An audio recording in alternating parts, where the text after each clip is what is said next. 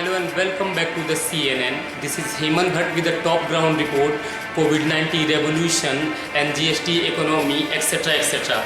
So let's get started with the news today. Today most powerful session of the economy and GST. So let's get started with the session with Hemant Bhatt.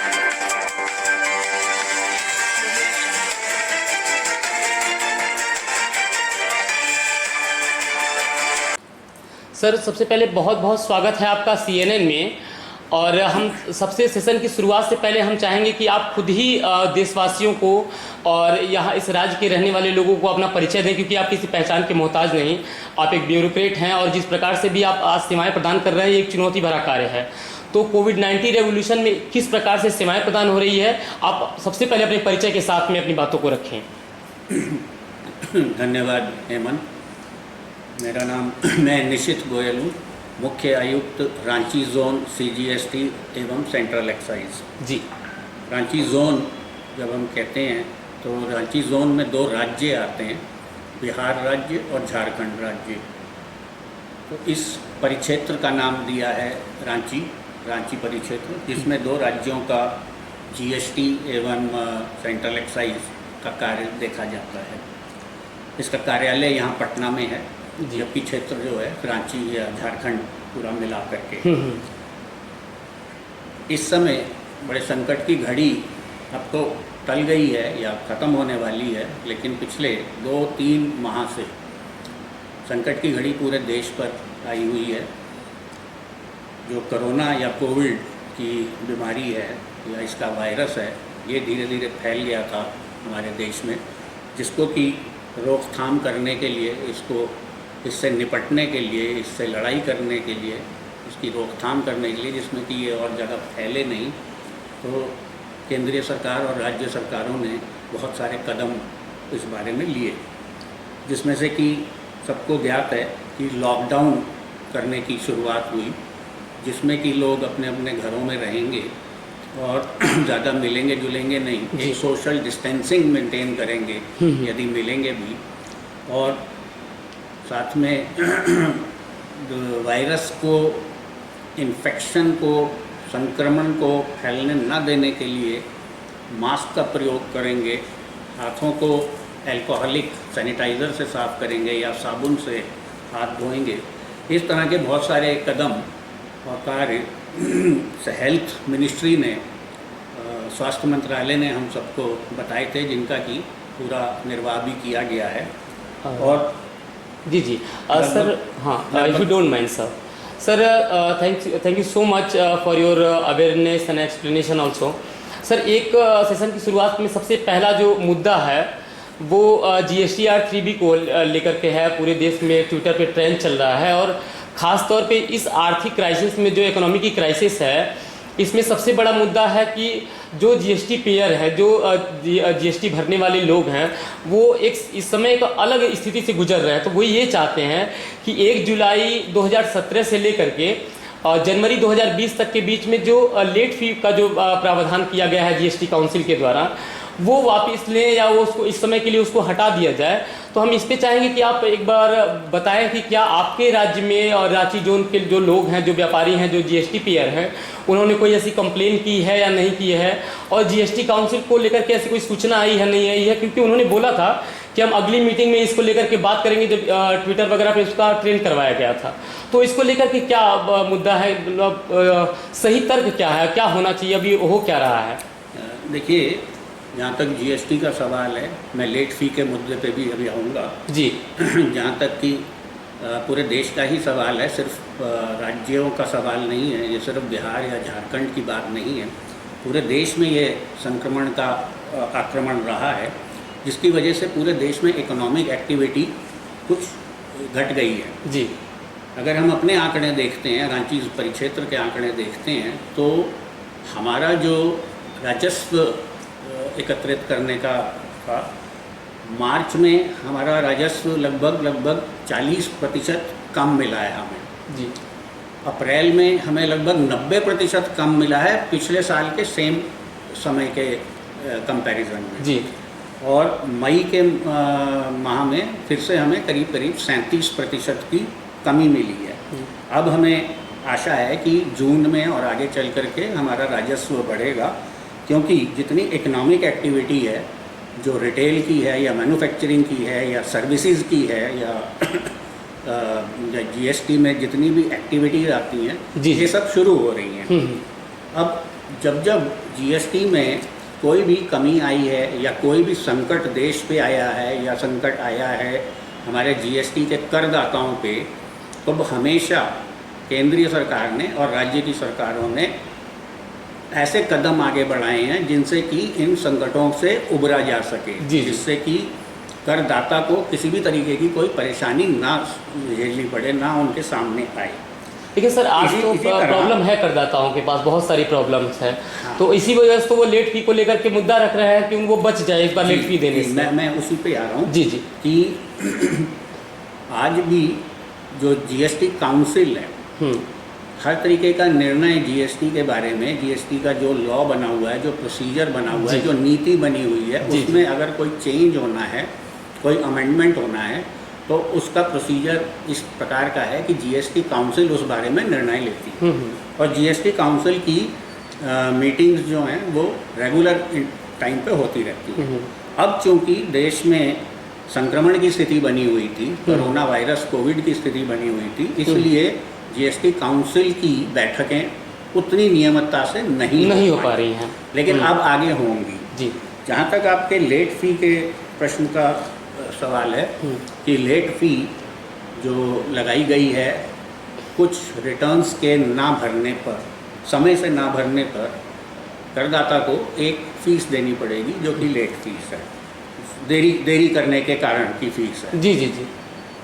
इसमें जो फरवरी 2020 से लेकर के अप्रैल 2020 तक का period है, जी जी, फरवरी 20 से लेके अप्रैल 20 तक का पीरियड जो है, हाँ, उसमें ऑलरेडी करदाताओं को छूट दी गई है और इसमें एक लोअर रेट ऑफ इंटरेस्ट जो कम से कम जितना हो सके जी, वो लगाने की सुविधा दी गई है। तो इसमें 15 दिन तक जिन्होंने देरी करी है उनको तो कोई भी इंटरेस्ट नहीं लगेगा, और उसके बाद जिन्होंने 15 दिन से भी ज़्यादा लगाए हैं, GST R3B यानी कि GST रिटर्न 3B को भरने में उनके ऊपर 9% की दर से ब्याज लगेगा, जबकि नॉर्मल ब्याज 18% की दर से लगता है। तो उसको भी आधा किया गया है, यानी कि ब्याज की दरों में कमी करी गई है और कुछ एक समय के लिए ब्याज को बिल्कुल निःशुल्क कर दिया गया है। आपको ये जान करके, sorry for the inconvenience, actually I have a question कि हम बस इतना चाह रहे हैं, या क्योंकि देश की जनता सब कुछ समझ नहीं पाती है जो टर्म एंड कंडीशन होती है, हम बस इतना चाह रहे हैं कि जो ट्रेंड करवाया गया था वो ये था कि इस बीच की जो जुलाई से 2017 से और जनवरी 2020 के बीच की जो अवधि है, लेट फी वाला जो प्रावधान चल रहा है, फिलहाल सरकार बस उसको उस पर जो लेट फी है वो हटा दे। बाकी इसके बाद अगर वो जीएसटी पेयर जो है वो नहीं भर पाते हैं तो ठीक है, वो लेट फी लगाती रहेंगी, लेकिन हटाया जाना है, इसी चीज़ को लेकर के ये लोग सरकार से अपना मुद्दा रख रहे हैं। जीएसटी काउंसिल ने कहा था कि हम बात करेंगे, तो हटना संभव है या नहीं है, इस बात की सूचना आपके पास जीएसटी काउंसिल कुछ आई थी या नहीं? नहीं, जीएसटी काउंसिल जब अपनी बैठक करती है उसमें चर्चा करती है और निर्णय लेती है। जी जी। लेकिन क्या वो निर्णय लेने जा रही है, ऐसा कोई पहले से किसी को बताकर नहीं वो निर्णय लिया जाता है, वो तो चर्चा के बाद ही एक निष्कर्ष पर पहुंचा जाएगा, एक निर्णय पर पहुंचा जाएगा। जी। तो आप जैसा कह रहे थे कि क्या हमें कोई कंप्लेंट्स मिली हैं, कोई ग्रीवांसेस मिली हैं। जी जी। तो ऐसा नहीं है कि हमें कोई कंप्लेंट्स मिली हो या ग्रीवांस मिली हो। जी। करदाता को मालूम है कि उसने अपना रिटर्न समय से नहीं भरा है और उसके अगेंस्ट उसको एक कानूनी प्रक्रिया से गुजरना पड़ेगा जिसमें कि प्रावधान लेट फीस का है और एक ब्याज की दर का है। ब्याज की दर ऑलरेडी एक पीरियड के लिए, जो कि जनवरी 20 के बाद का पीरियड है, उसके लिए ऑलरेडी कम कर दिया गया है, निःशुल्क भी कर दिया गया है और कम भी कर दिया गया है। तो ऐसा संभावना सबके मन में है कि पीछे के पीरियड के लिए भी ये कम किया जाएगा, लेकिन ऐसा कोई निश्चय या निर्णय अभी तक नहीं हुआ है और इस निष्कर्ष पे आप संभव सीधे सीधे नहीं आ सकते हैं। ये तो जब भी बैठक होगी उसके बाद ही इसका जैसे पता चलेगा। जो देश का अंतिम व्यक्ति है वो बड़ी आसान भाषा समझता है, आप कुछ भी अगर हमें बता रहे हैं तो इस कंडीशन को हम समझ सकते हैं, लेकिन जो संतुष्ट होना है वो अंतिम व्यक्ति है, तो उसको किस प्रकार से समझ में आएगी सरकार की ये जो रीति है या जो उसके जो कामकाज हैं, तो इतना आसान हो जाए। कुछ ऐसा आप प्रकरण दे उस बात को लेकर के या जीएसटी को लेकर कि आज के समय का जो पेयर है उसको उसके जीवन में क्या हो रहा है या नहीं हो रहा है उसको थोड़ा सा संतुष्टि हो। देखिए, ये जो GSTR 3B GST return 3B है, ये कोई सिंपल रिटर्न नहीं है कि आपने पूरा अपनी इकोनॉमिक एक्टिविटी कर ली और अंत में महीने के अंत में जाकर के एक रिटर्न भर दिया, ऐसा नहीं है जी। इस रिटर्न के साथ इस फॉर्म के साथ राजस्व जुड़ा हुआ है। जब करदाता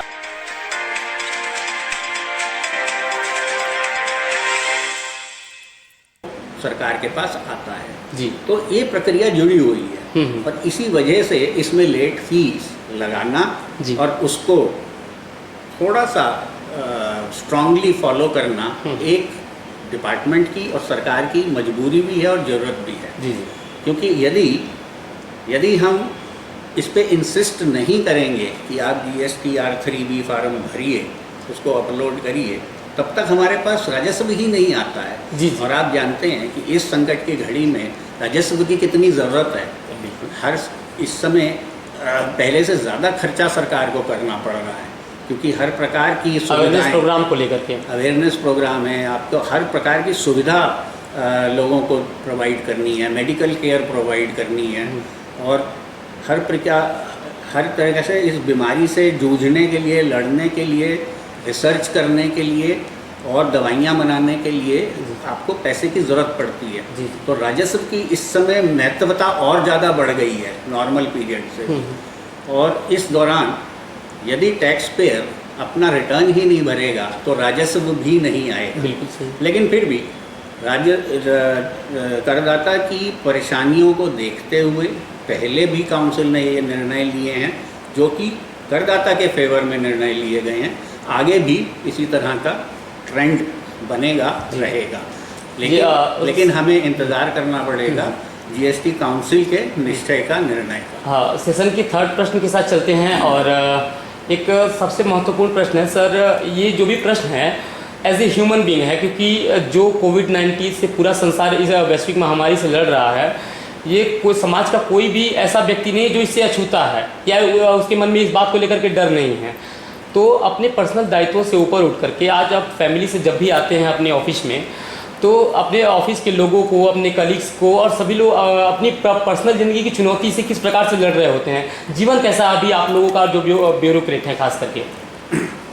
देखिए, जैसा आपने खुद ही बताया जी कि बीमारी आपके स्टेटस को नहीं देख रही है। जी जी। चाहे आप सरकारी कार्यालय में कार्य करते हैं, प्राइवेट कार्यालय में कार्य करते हैं, बिजनेस में कार्य कर रहे हैं या किसी और तरीके का पर्सनल सर्विसेज टाइप का कार्य कर रहे हैं, प्रोफेशनल सर्विसेज दे रहे हैं, इसमें बीमारी को पता नहीं है कि आप किस तरह का कार्य कर रहे हैं और वो संक्रमण किसी को भी हो सकता है। जी। लेकिन जहाँ तक प्रश्न है सरकारी कार्यालयों में ब्यूरोक्रेट्स और दूसरे ऑफिसर्स और स्टाफ की, जी, तो हम लोगों ने केंद्र सरकार ने 20 अप्रैल से 22 मार्च को पहला कर्फ्यू, होम कर्फ्यू माननीय प्रधानमंत्री जी ने अनाउंस किया था नेशनल चैनल के माध्यम से। जी। उसके बाद लगातार 2 दिन बाद से लॉकडाउन 1.0, लॉकडाउन 2.0, 3.0 और 4.0 ये आए हैं। लेकिन 20 अप्रैल से केंद्र सरकार ने ये कहा था कि एक पर्टिकुलर लेवल के ऑफिसर से ऊपर वाले officer, deputy secretary and above के लेवल के जितने भी अधिकारीगण हैं वो हर रोज़ कार्यालय में आएंगे और जो डिप्टी सेक्रेटरी, उप सचिव के लेवल के नीचे के ऑफिसर्स और स्टाफ हैं जी, वो लोग 1/3 ऑफिस में आएंगे। यानी कि हमने सप्ताह में 5-6 दिनों को 1/3 में बांट दिया था। जितने भी हमारे ऑफिसर और स्टाफ थे उनको 1/3 को हम बुलाते थे। जी और अब 18 मई से उसको भी 1/2 कर दिया है कि नीचे के जितने भी स्टाफ हैं वो आधे लोग 50% लोग जी। एक दिन में आएंगे और दूसरे 50% दूसरे दिन में आएंगे। जी लेकिन इस पूरे उसमें सरकार का ये निर्णय हुआ रहा है कि जो लोगों को हम कार्यालय में बुला रहे हैं, चाहे वो 1/3 हों या 1/2 हों, जो बाकी के लोग हैं वो अपने घर से कार्य करेंगे, वर्क फ्रॉम होम। जी और उसके लिए घर से कार्य करने की सुविधाएं भी प्रदान करी गई कि वो अपने लैपटॉप पे, अपने कंप्यूटर पे या इवन अपने मोबाइल फ़ोन पे वो जी। कार्य कर सकते हैं। एक ऐप हमारी जीएसटी की बनाई गई थी, जी जी इसी लॉकडाउन के पीरियड में वो बनाई गई। उसके ज़रिए से हमारे अधिकारीगण घर में बैठ के भी जीएसटी के कार्य को अपने मोबाइल फ़ोन से कर सकते हैं। जी इसके अलावा जो लोग हमारे कार्यालय में आते हैं, 1/3 हो या 1/2 हो या डिप्टी सेक्रेटरी एंड अबव के सारे जितने जी। अधिकारीगण हैं जी। जो रोज़ आते हैं कार्यालय में, उनके लिए आपने देखा होगा, अभी हमने, आप जब अंदर आए हैं तो हमने गेट पर ही एक टनल लगी हुई है। I know. उसके अंदर से हम ऑफिसर्स को और सारे लोगों को जो भी इस परिसर में अंदर आता है उसको गुजरने को बोलते हैं। Isolation उसमें के एक लिए। स्प्रे होता है, जी उसमें एक छोटा सा Insulate स्प्रे वगैरह होता के है लिए। जिससे कि एक सैनिटाइजेशन बॉडी का हो जाता है, बॉडी की कैपेसिटी बढ़ जाती है।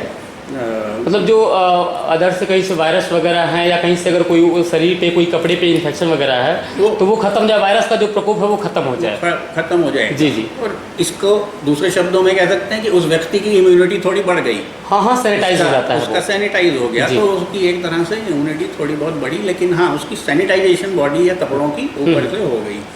उसके बाद ये गेट से जब अंदर आता है, उसके बाद जब बिल्डिंग के अंदर आता है तो वहीं पर ही हम लोगों ने अल्कोहलिक सैनिटाइजर्स की हैंड सैनिटाइजर का प्रावधान किया हुआ है, जिससे कि वो अपने हाथ को करे।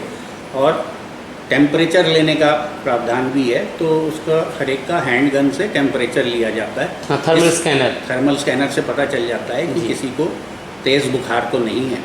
यदि ऐसा मिला, यदि ऐसा हुआ तो फिर उसका जो मेडिकल जांच है वो करवाई जाएगी। उसके अलावा हम लोग ऑफिस को, अपने कार्यालय के परिसर को, ऑफिस की बिल्डिंग को हर 7 से 8-9 दिन पे हम उसको पूरा सैनिटाइज करवा रहे हैं। जी जी। एक कंपनी द्वारा, जो कि इसकी प्रोफेशनल कंपनी है बिल्डिंग्स को सैनिटाइज करने की।